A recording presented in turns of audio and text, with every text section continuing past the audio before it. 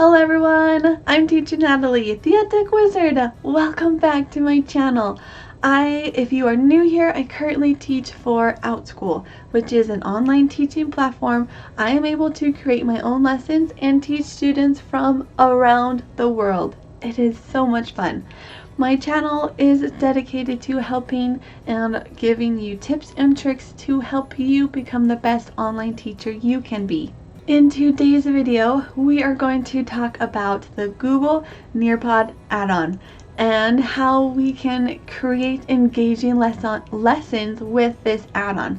So Nearpod is a site that allows you to put in interactive activities into your slides. These activities can be matching activities, multiple choice questions, a collaboration board, videos, games. There are so many options that you can put in to your activities, to your lessons, that will be engaging for students.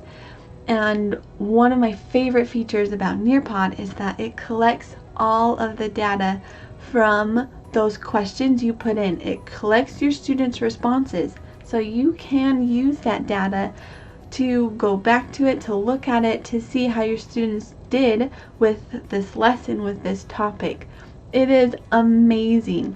When you use Nearpod, you will create slides, and then you're going to give your students a link, and once they click on the link, they will have slides in front of them on their own devices.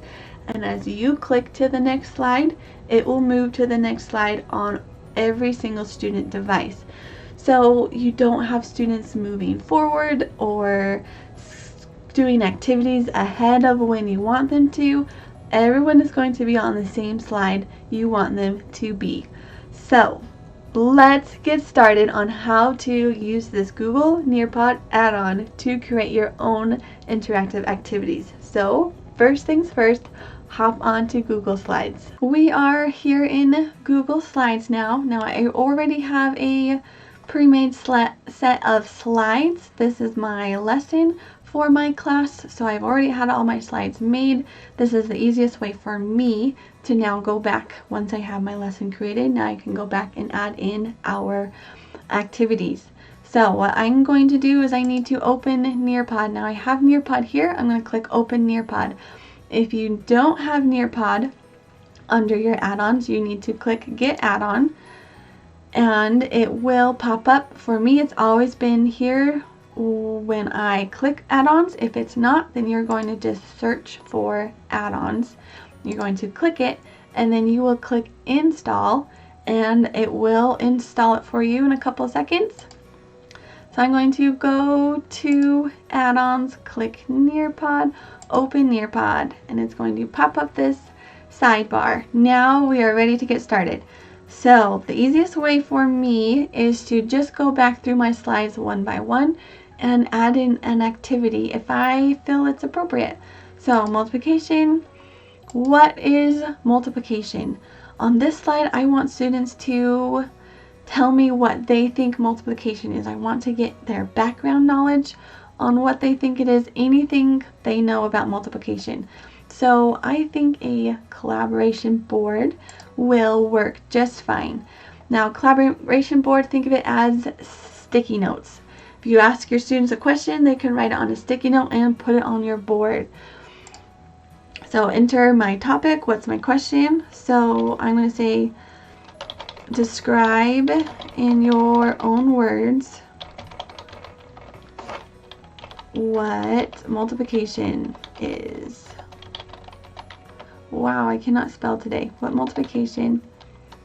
Let's rephrase that. What is multiplication?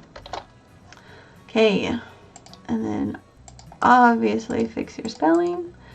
So, and I can add a picture if I need or want a picture to go along with my question. I can add that here, and then I can pick my style, and I like this one. We're going to click save.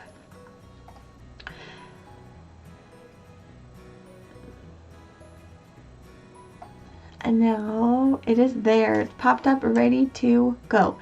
So I'm going to keep going through my lessons. Multiplication is repeated addition. We'll talk about how multiplication and repeated addition are alike.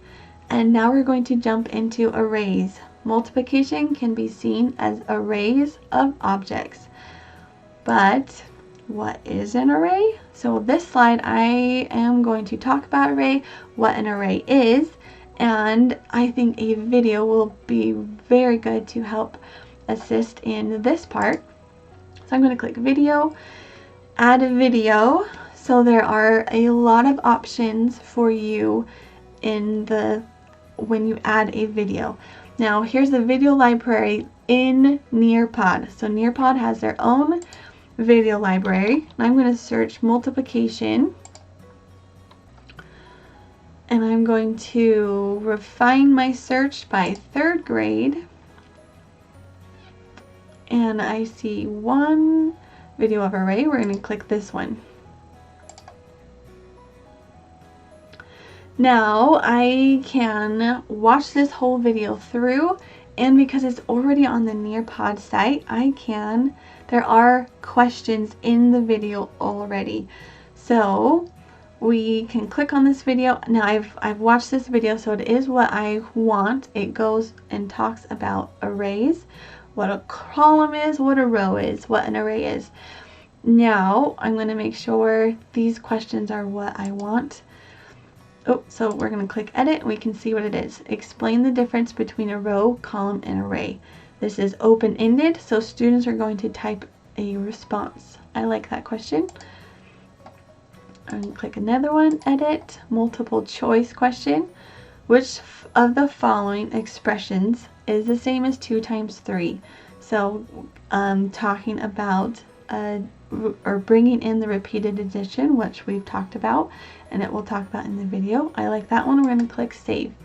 Now you can go through all of these questions already, and you can also add in your own. So if I want to add an activity at this spot, you can add in, and you can only pick these two, open-ended question or multiple choice question, which is fine. So you can add in your own questions. You can take out any of these questions they have. Video options, you can also trim your video. Say you don't need the very beginning part, it has nothing to do with your lesson, then go ahead and trim it.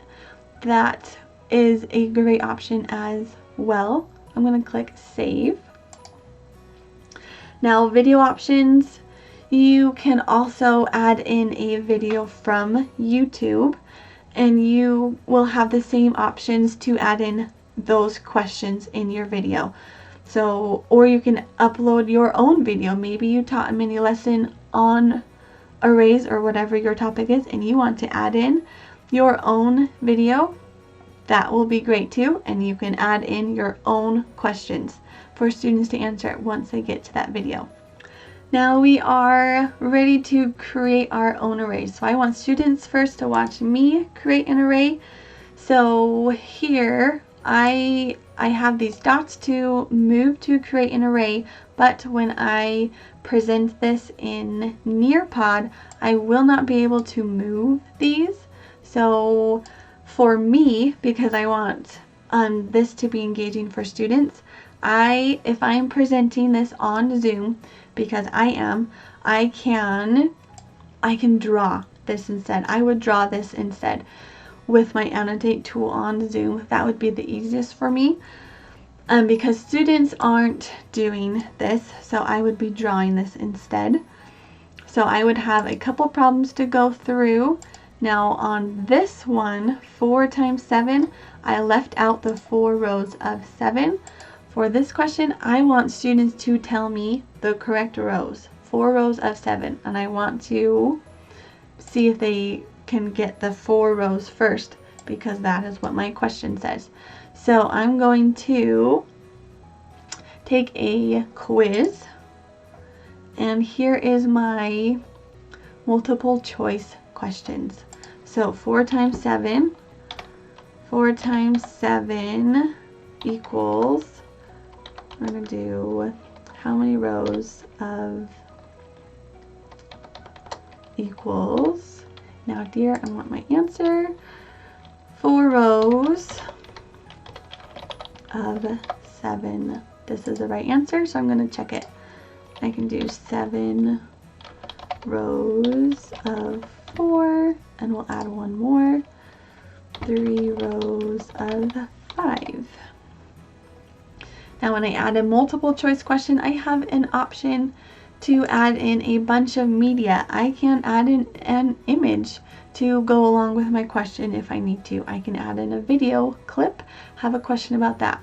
A PDF, audio, they can listen. My students can listen to something, content from the web, or I can, this one's fun, record myself speaking this question for students. Now today I'm not going to add any of that stuff. I'm going to click save. So now when students get to this question, I want to make sure they can understand, and they do understand, the rows and how many. So there it is. Now it's students' turn. I want them to work together to create arrays. I want them to collaborate together, talk with one another. Now remember, students are going to be on the same question. So this will work whether you are in class and students are sitting next to each other or on Zoom, because they're working on the same question. They can't move on, can't move on unless I click next to the next slide. And on your end, I can see when students are finished. So for this one, I want for sure students to draw their own array. So I'm going to, in the directions, type in the problem, draw an array for 6 times 2. Now I have the same options to add any of these things if my question needs it. Now upload background image. This one, if I don't upload anything, it's just going to be a blank screen. I'm going to search for paper though, make it a little more fun, and I'm going to use one with lines. That way I can help guide students as they're creating their arrays to have straight lines. This is what it's going to look like. You can zoom in and out of your paper, rotate it or flip it if ever your image showed up the wrong way. I'm going to click save. So now students are going to draw their own array for that problem, and it is a lot of fun, the drawing. So I have 3 questions, so I would add 3 more drawing arrays. I won't today, but I would add 3 more, or 2 more to make 3. My last slide, let's review. I want students to answer questions independently. I want to gauge what they know. There are several options for this one, and I will pick 2 that I really like. I'm going to pick matching pairs, and I like this one because I can have a definition and a word or the problem in an answer. The other option was memory, and that one is a lot of fun, but both pictures or both words are the same, but I want them different. So I want an answer for 6 times 4 equals 12.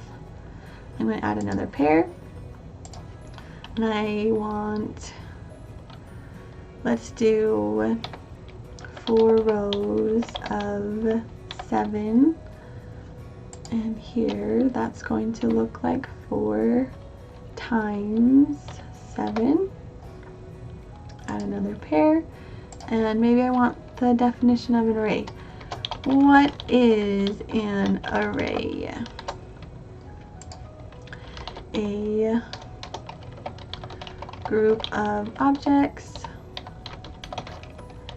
in rows and columns. Oops, there we go. Okay. And click done. You can add as many as you would like. I can add in several different questions. I'm going to stick with these ones, and then I'm going to, for my directions, match the pairs.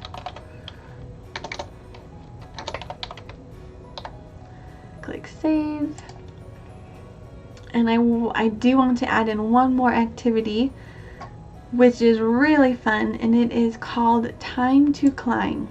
Now with this one, it presents my questions to the students in a game mode. So it is multiple choice questions, and when students get to this question, they will get to pick an avatar. And then as they're answering these questions, their little avatar moves up, and I believe they can see everyone else's avatar as well. So now I can type in my own questions here, and it is multiple choice. For this question, I'm going to add in a picture. So tell me the equation for this array. And I'm going to add in a picture that I want students to look at. I'm going to add in eggs. Perfect, a carton of eggs. Save. Now students will be able to see this carton of eggs, and I want them to tell me the equation. 2 times 6 equals 12. We're going to do 2 times 6. We're going to do the wrong answer. I'm going to add an answer. 5 times 7. Now I need to click the right answer. This is the right answer, and these 3 dots I can arrange the order of my right answer. And this one's a lot of fun because I can also have images as my answer. So let's add a question. I'm going to type in, let's see. So we're going to do the problem. The equation is, let's find an image first. So select an image. We're going to click a calendar. Calendar shows an array. Really good. Save. I want a simple one where it's simple to see the array. Let's do this one. So here's my calendar array. So I'm going to have my problem. What array shows, let's see, 1, 2, 3, 4, 5 rows of 7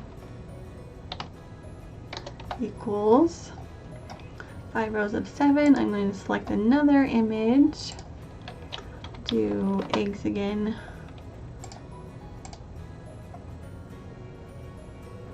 So this is my right answer. I can add an answer, select an image,